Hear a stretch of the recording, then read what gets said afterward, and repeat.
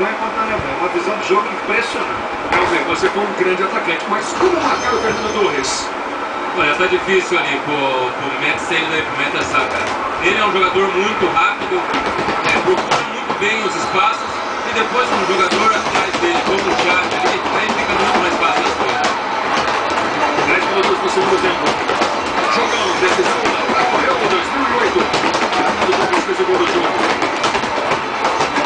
Isso da carreira chamada na Espanha de El Niño Torres. Olha, Luiz, e ele bem que tentou ali acertar o chute. E errou, se pegasse era dentro de novo, da mesma forma que foi o primeiro gol dele. Quarta-feira tem um jogão, tem mais um jogão pra você. Quarta-feira, Fluminense LDU 9h50.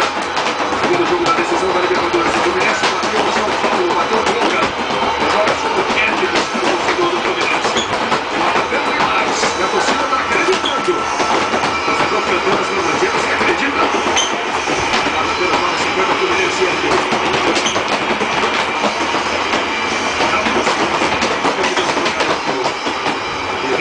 Ah, que sujeira! Mais um brasileiro entrando em campo.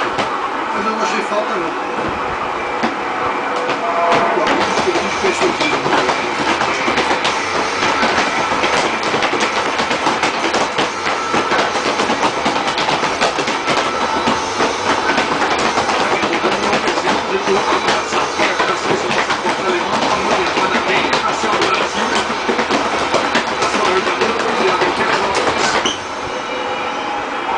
Pela seleção da Alemanha.